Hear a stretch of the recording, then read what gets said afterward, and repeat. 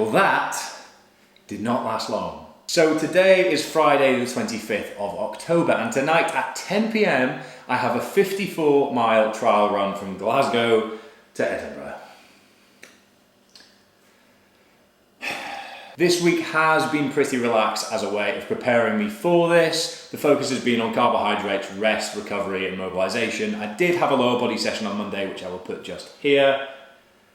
Got through that, and the rest of the week was focused on recovery. So I will take you through what I am wearing, eating, drinking, and how I'm approaching this evening, tomorrow, the next 12 hours, shall we say.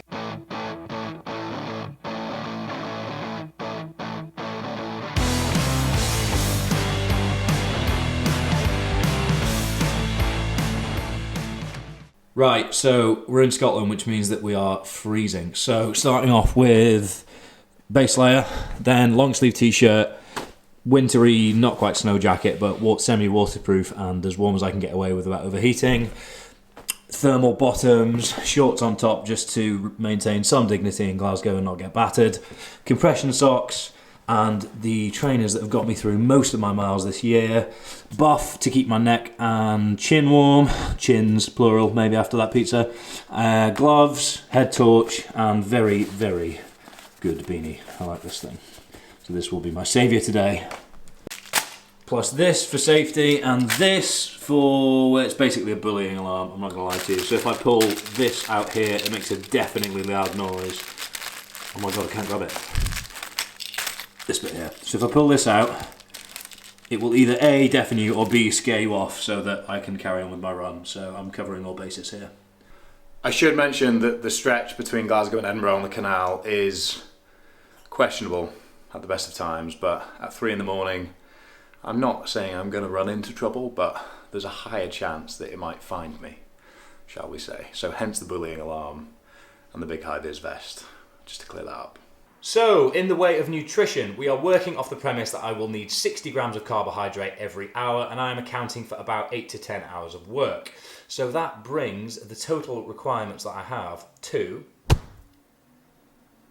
I'll put up the calorie and carbohydrate content of everything I put on the table as I go, but to start with we have 3 litres of water mixed with awesome supplements, electrolytes and carbs, 4 bananas, 1, 2, 3, 4 Science and Sport energy gels, 2 Power Bar energy gels, Talk Nutrition, raspberry and apple weird nutrition brand bar thing, 1 Crunchy, and then my 30-mile Whole Foods treat is the student special, pasta, pesto and cheddar. On top of that, I am hoping to go as long as I can without caffeine, but I will probably need it at some point. When I do, I've got 180 milligrams there to kick things off, and I will top that up as I go with 60 milligram tabs of awesome supplements. Caffeine. That's everything there. I will put the total carbohydrate content up on the screen for you, and that will see me through. I say again, had a pretty relaxed week, so my glycogen stores will be full up, and I've just nailed a pizza, so I'm covered. I'm not worried about running out of fuel. Water is the only slight issue, but I've got 2 litres more there in the form of a Camelback, which I need to set up before I go. So, see you soon. Changed and ready to go, but before I do, I thought I would touch upon the logic behind this session. So, in simple terms, this is just there to mimic the misery that I'm going to have to endure on the night of the 29th through to the 30th at the end of November. And as well as that, it's also wrecking the route, because the final 56 miles of my run that weekend will be what I'm doing tonight. So can look out for any sharp turns, any changes in direction I need to look out for, etc, etc. As well as that, it's a really good way to finalise my nutrition, my hydration, what I'm wearing, and just get a bit of a feel for this sort of distance.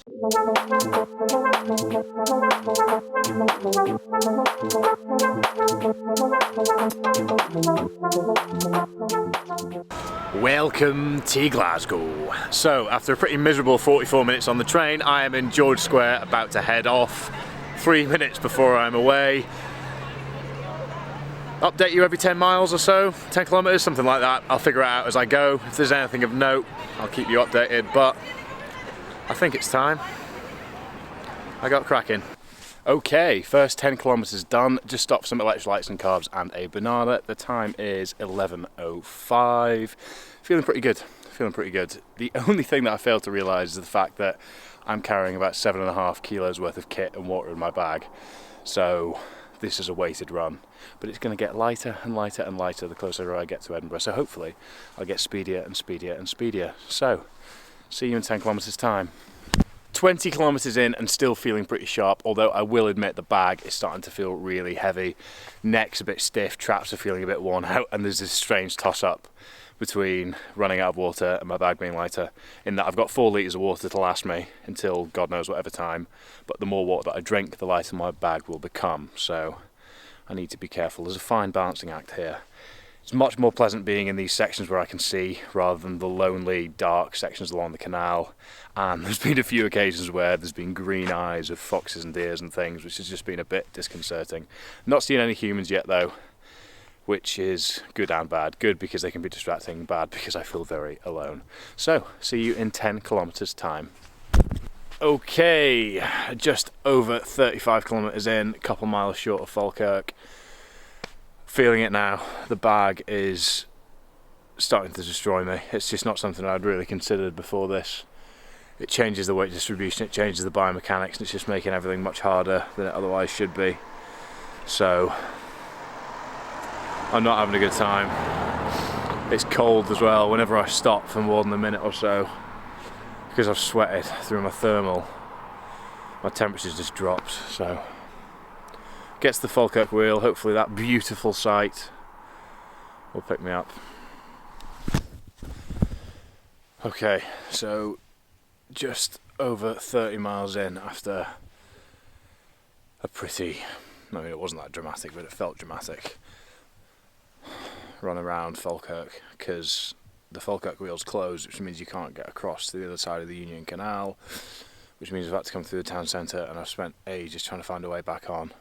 Eventually did, so gonna eat this and get back to work. But this is proving difficult. Had some of that pasta. Very dry, and worse yet, incredibly cold. Because of the outside temperature, it's on the outside of my bag, so it's like it's been in the freezer for, well, not quite the freezer, but it's very cold. So, that was a letdown. I'm gonna take 2 minutes more and then get back to work, but body temperature's starting to really drop now just because I've been static for almost 5 minutes, so don't have a choice but to keep moving. Just over 40 miles in Linlithgow. I'm not quite sure how much is left, but feels like the home straight, but I'm slowing down. I'm really slowing down. I've been walking a mile and running 2, and the running's just starting to really wear me out. I think all my energy's just been claimed by the 7.5 kilos that I had to run with for the first 2 to 3 hours, and I haven't really come back from that. Bit of an oversight on me.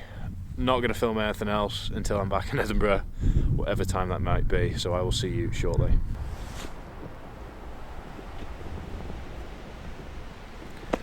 Made it. Wow, what an evening slash best part of a day, quest, whatever you want to call it. Oh, that was brutal. I am just battered, emotionally, physically. I've a bit lost for words, to be honest. I will do a proper debrief in the next day or two once I've recovered a bit, and I can share with you my encounter with the travelling community, break down into tears at one point, and any other little nuggets of information I can remember along the way.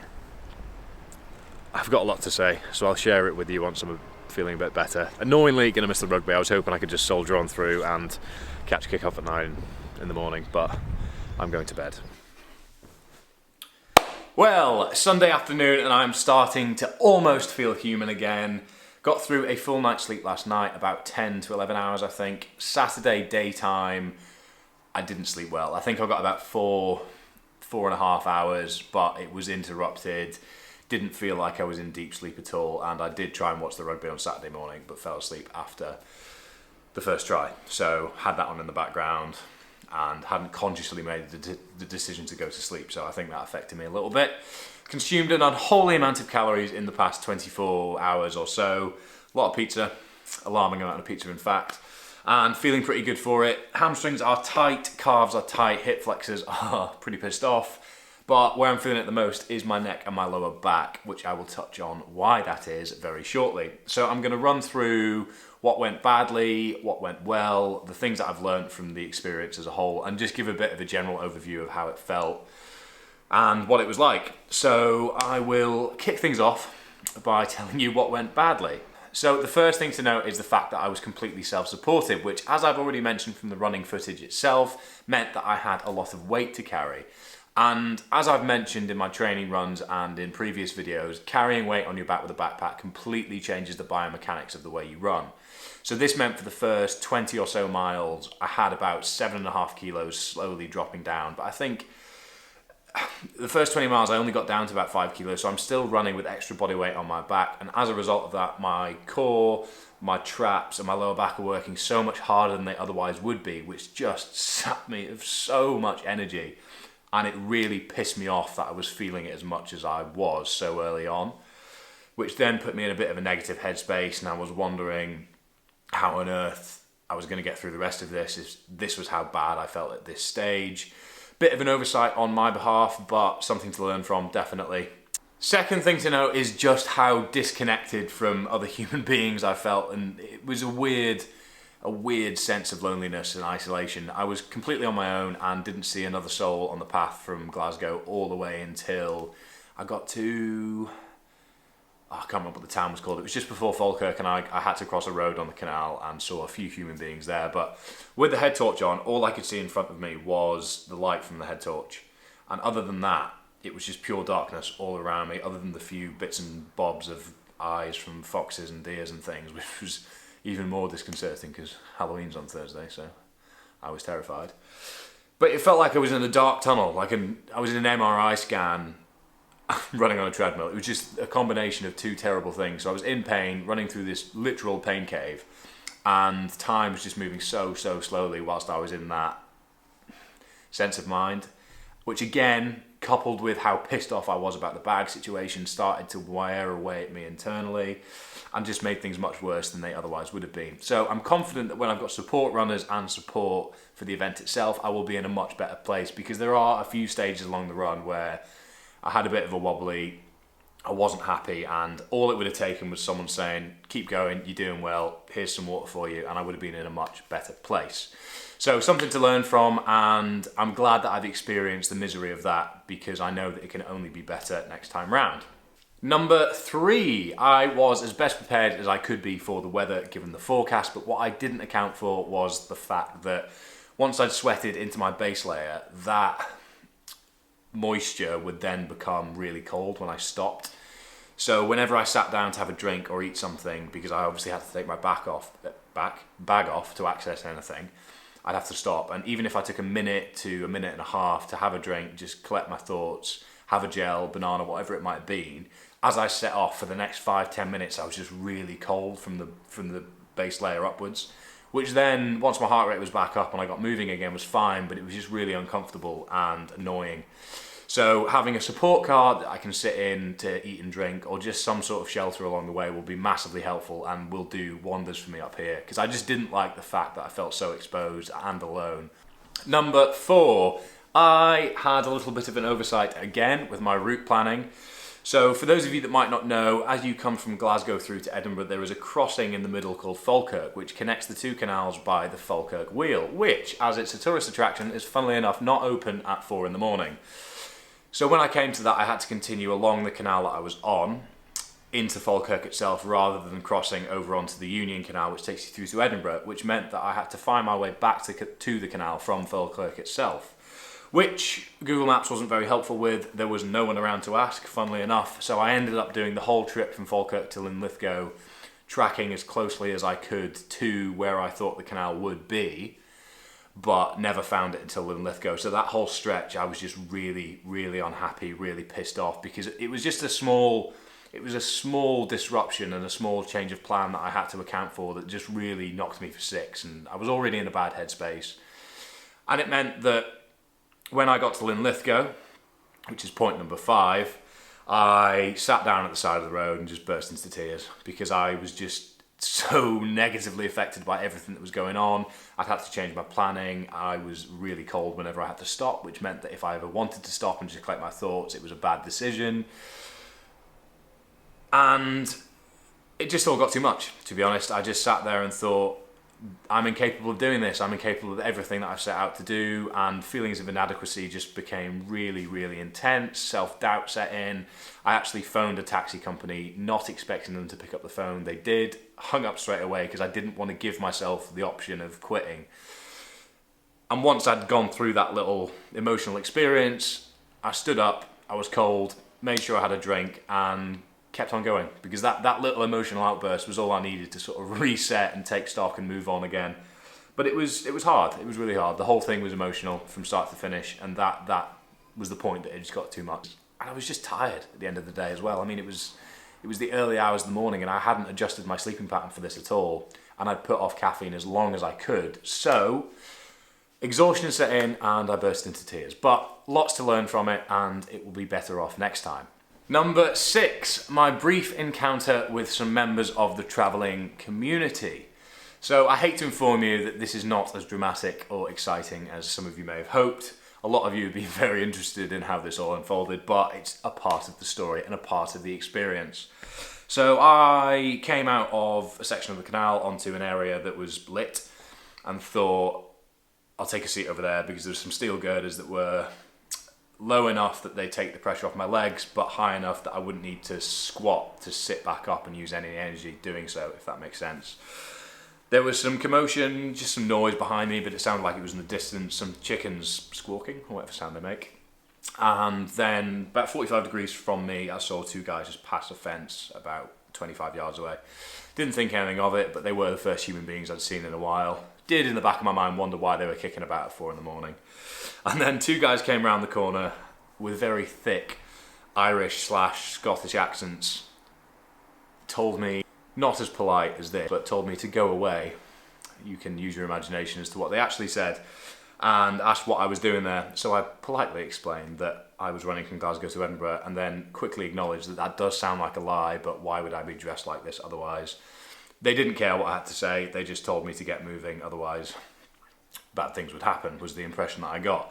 So got moving on my way, that was the extent of it, but it was just hilarious how 54 miles, and I chose that spot.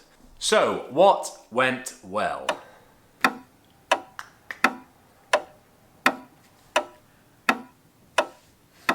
All jokes aside, I made it, which was the most important thing. And whilst it was a trial run to nail nutrition, hydration, get a feel for the route, and just suffer through the misery of the night shift, I got there, which gives me the opportunity to learn from what went badly and reassess for the event itself. Nutrition, hydration, and my general planning of the whole thing was pretty solid. I didn't account for the fact I wouldn't be able to get across to the Union Canal straight away in Falkirk, but I've experienced that now, so I can adjust for the future. Nutrition and hydration, I felt pretty good the whole way through. I will not be taking pasta again because the cold almost made it frozen. It was foul. Did not enjoy that at all. So, but again, if I can keep that in the car, it'll be better and easier to eat, which will be more of a mental release to be able to enjoy a meal. But I've had a feeling for the route. I now, in my mind, can better prepare for it. And the beauty of everything is that I have learnt from what went down and can take comfort in the fact that I'll have so much more support, so much more infrastructure and planning for the event itself, that I don't actually think the 94 miles will be as miserable or grim as that session was. I might be wrong, but I hope I'm right. Aside from that, I got to eat a lot of food afterwards, and probably will the rest of today as well. So that's a bonus. Lunges on Friday. I don't know what the rest of the week will look like training wise, and I honestly don't know how my training will look from the 1st through to the 30th.